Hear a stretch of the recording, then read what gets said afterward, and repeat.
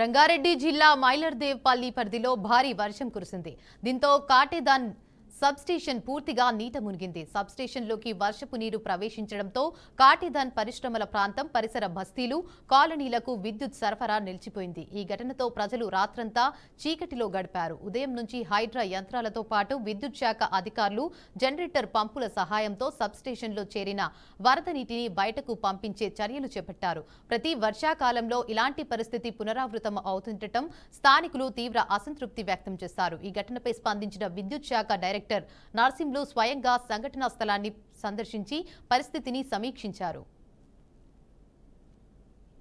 కాటేదాన్ 2 ఈ రెండు sub stations ఇండస్ట్రియల్కు feed చేసే సబ్ స్టేషన్లు చాలా ఓల్డ్ సబ్ స్టేషన్స్ ఇక్కడ ఉండడం జరిగింది. అయితే వీటికి లో లెవెల్లో ఉండడం ఒకటి, తర్వాత ఎదురుగా ఉన్న నాలా రోడ్స్ హైట్ పెంచడం ద్వారా నాలా పైకి వచ్చేసి వాటర్ లోపలికి రావడం అనేది జరుగుతుంది. గత లాస్ట్ 2 ఇయర్స్ బ్యాక్ ఒకసారి ఈ ప్రపోజల్ వచ్చినప్పుడు, ఈ ప్రాబ్లం వచ్చినప్పుడు మనం ఇక్కడ లోపల కాంపౌండ్ వాల్స్ కొంచెం రిటైన్డ్ వాళ్ళు కొంచెం హైట్ పెంచుకోవడము, తర్వాత ప్రాబ్లమ్స్ రాకుండా 2 ఇయర్స్ మేనేజ్ చేయగలిగాము. కాకపోతే ఇప్పుడు కూడా మళ్ళీ ఈ క్లౌడ్ బస్ట్ ద్వారా ఒకే టైం లోపల 15 సెంటీమీటర్స్ వర్షం పడడం ద్వారా నాలా ఓవర్ఫ్లో అయ్యి మళ్ళీ వాటర్స్ ఇంట్లోకి రావడం జరిగింది. దీనికి మేము పర్మనెంట్ సొల్యూషన్స్ గురించి ఇప్పటిగా డైరెక్టర్ గారితో, సిఎండి గారితో